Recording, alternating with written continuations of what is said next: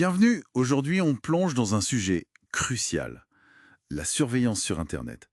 Que ce soit par les États, les entreprises, c'est partout. Omniprésent, oui. Du coup, la question c'est comment une organisation peut vraiment savoir si elle est bien protégée? C'est toute la question. Et les sources qu'on a analysées, elles nous parlent d'une méthode clé pour tenter d'y répondre. Les tests d'intrusion, les fameux pen tests. Exactement. L'objectif ici, c'est de bien comprendre ce que c'est et quels sont les différents types. En gros, l'idée, c'est simuler une cyberattaque, c'est ça? C'est tout à fait ça. Pour trouver les failles avant les vrais attaquants. Alors, pour commencer, les sources insistent bien sur une différence. Quelle est-elle entre ces tests d'intrusion et ce qu'on appelle les évaluations de vulnérabilité? Ah oui, point essentiel. Alors, les évaluations de vulnérabilité, c'est souvent automatisé. Ça scanne et ça liste les problèmes potentiels, mais surtout les failles connues. Comme un inventaire, quoi. Voilà. Les tests d'intrusion, ou pen test, ça va plus loin. Là, on a des experts, des humains, qui essayent activement d'exploiter les failles, connues ou inconnues. Ah ouais. Donc on essaye vraiment de rentrer. Exactement. Pour voir si c'est possible, comme le ferait un pirate. Moins de faux positifs, du coup, parce qu'on vérifie concrètement. D'accord. C'est pas juste une liste. Mais alors, pourquoi les entreprises, les organisations, elles font ça? Ça a l'air plus compliqué, non? Bah oui, c'est plus complexe, mais les raisons sont claires dans les documents. D'abord, pour avoir une vision beaucoup plus réaliste de leur sécurité, plus que les simples scans. Une démarche proactive. Tout à fait. Le gouvernement américain, par exemple, l'a recommandé en 2021 contre les ransomware. Ensuite, il y a la conformité. Le RGPD en Europe, IPA aux États-Unis. Ah oui, les réglementations. Voilà, ces tests fournissent une preuve que les contrôles de sécurité sont efficaces. Et puis, il y a des normes comme PCI DSS pour les paiements par carte, qui l'exigent carrément, ou même ISO 27001. D'accord. Donc c'est à la fois proactif et souvent obligatoire, en quelque sorte. Et ces experts qui font les tests, on parle parfois de piratage éthique, c'est la même chose? C'est une bonne question. Le piratage éthique, en fait, c'est un domaine plus large. Le test d'intrusion, c'est une des techniques du pirate éthique. D'accord. Un pirate éthique peut aussi faire de l'audit de code, de l'analyse de malware. Le pentest, c'est un outil dans sa boîte. Compris. C'est un outil spécifique. Alors, si c'est si utile pour simuler des attaques, j'imagine qu'on ne teste pas tout pareil. Les sources parlent de différents types de tests, c'est ça?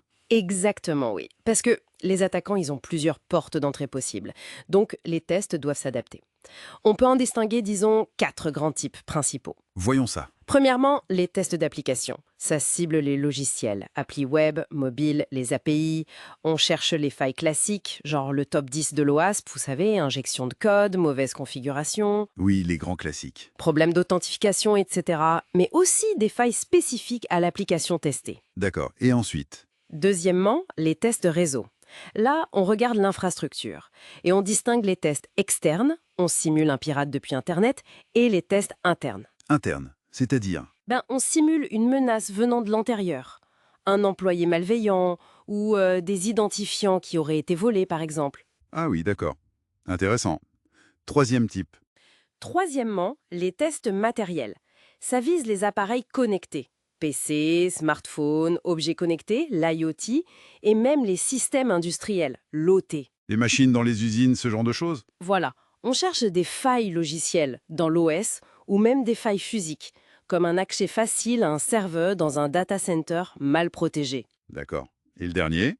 Et enfin, quatrièmement, les tests du personnel, peut-être les plus surprenants. Ça évalue la résistance à l'ingénierie sociale. C'est-à-dire manipuler les gens? Exactement. Le hameçonnage par email, le phishing, ça en fait partie, mais aussi le vishing par téléphone, le smishing par SMS, et parfois, ça va jusqu'à tester la sécurité physique, essayer de rentrer dans les bureaux en se faisant passer pour un livreur, par exemple. Ah ouais, carrément. Ce qui est fascinant, et ça ressort bien des sources, c'est comment tout ça se complète. Un système technique hyper sécurisé peut tomber à cause d'une personne qui clique sur un mauvais lien. Le maillon faible? C'est souvent l'humain, oui.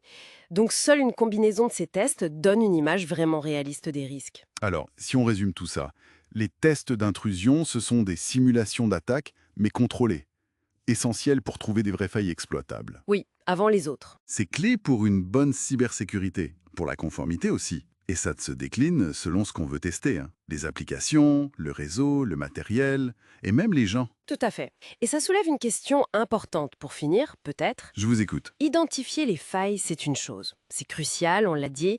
Mais la vraie question qui reste, c'est comment les organisations utilisent ensuite ces résultats. Comment elles transforment cette connaissance en amélioration réelle, durable. Parce que trouver la faille, c'est le début. La remédiation et l'adaptation continuent. Exactement. C'est là que le vrai travail commence, face à des menaces qui, elles, ne cessent d'évoluer.